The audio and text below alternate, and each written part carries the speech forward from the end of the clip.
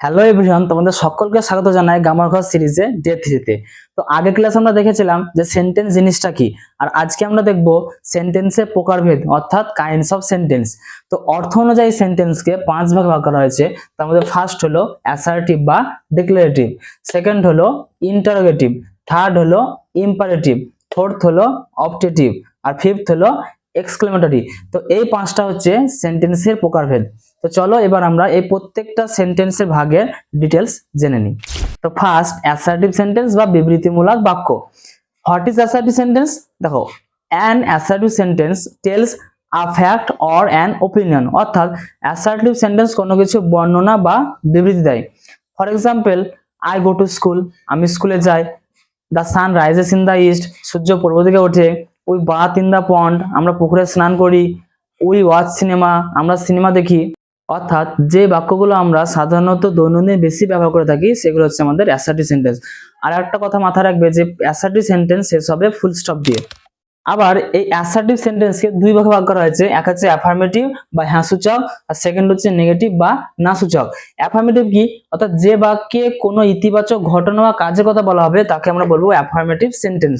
For example, I drink water, মানে আমি জলপান করি। সেকেন্ড, উই প্লে ফুটবল, মানে আমরা ফুটবল খেলি। অন্যদিকে নেগেটিভ হলো যে বাক্যে কোনো নেতিবাচক ঘটনা বা কাজের কথা বলা হবে তাকে আমরা বলবো negative sentence. For example, I do not drink water, মানে আমি জলপান করি না। We do not play football, মানে আমরা ফুটবল খেলি না। তোমরা দেখতে পেলে যে নেগেটিভে সবসময় না থাকবে। দেখো এখানে আই এর পর ডু হেল্পিং ভার্ব এবং নট বসেছে। আবার সেকেন্ড বাক্যেও একই, উই এর পর ডু হেল্পিং ভার্ব এবং তারপরে নট বসেছে আমাদের। তো আমরা দেখতে পেলাম যে অ্যাফার্মেটিভ থেকে নেগেটিভ করতে গেলে আমাদেরকে নট কিন্তু অবশ্যই বসাতে হবে। আর সেকেন্ড হলো আমাদের ইন্টারোগেটিভ সেন্টেন্স বা প্রশ্নসূচক বাক্য। What is interrogative sentence? An interrogative sentence asks a question, অর্থাৎ যে বাক্যে কোনো কিছু প্রশ্ন করা বোঝায় তাকে আমরা বলবো ইন্টারোগেটিভ সেন্টেন্স বা প্রশ্নসূচক বাক্য। For example, do you read book, মানে তুমি কি বই পড়ো। ইজ হি এ ডক্টর, সে কি একজন doctor. What is your name, তোমার নাম কি। তোমরা দেখতে পেলে এই বাক্য বলার সময় আমার সুরটা কিভাবে পাল্টে গেল। আর এই বাক্যের শেষে সবসময় কিন্তু এই কোশ্চেন মার্ক থাকবে। আর থার্ড হলো আমাদের imperative sentence. Imperative sentence tells order, request, advice, অর্থাৎ যে বাক্যে আদেশ, অনুরোধ ও উপদেশ বোঝাবে তাকে আমরা বলবো ইম্পারেটিভ সেন্টেন্স।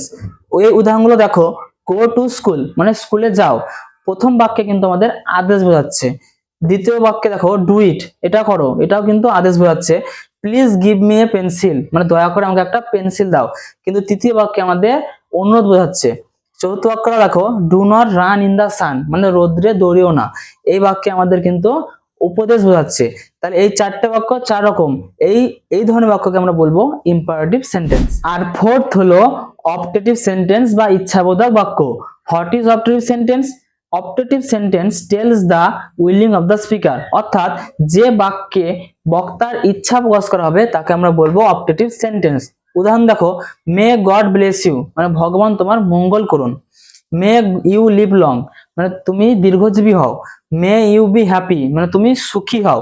এই বাক্যগুলো দেখো প্রত্যেকটা বাক্যেতে কিন্তু মে দিয়ে শুরু হয়েছে, প্রত্যেকটা বাক্য আমাদের মে দিয়ে শুরু হয়েছে, অর্থাৎ অবজেক্টিভ সেন্টেন্স কিন্তু আমাদের বেশিরভাগই মে দিয়ে শুরু হয়। ফিফথ হলো এক্সক্লেমেটরি সেন্টেন্স বা আবেগসূচক বাক্য।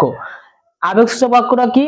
An exclamatory sentence tells the emotion of the speaker, অর্থাৎ যে বাক্যে বক্তার আবেগকে বোঝায় তাকে আমরা বলবো এক্সক্লেমেটরি সেন্টেন্স। উদাহরণ দেখো, alas her father is dead, হাই তার বাবা মারা গেছে। How beautiful the girl is, মেয়েটা কত সুন্দর। Hurray we have won the match, মানে আহা আমরা ম্যাচটা জিতে গেছি। যখন আমরা ম্যাচ জিতে আমরা বলে থাকি hurray we have won the match.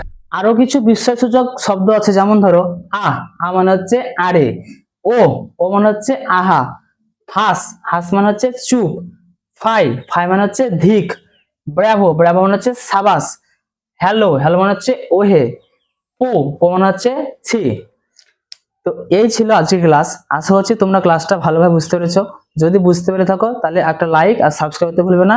তো দেখা হচ্ছে পরের ক্লাসে, ততক্ষণ পর্যন্ত জয় হিন্দ।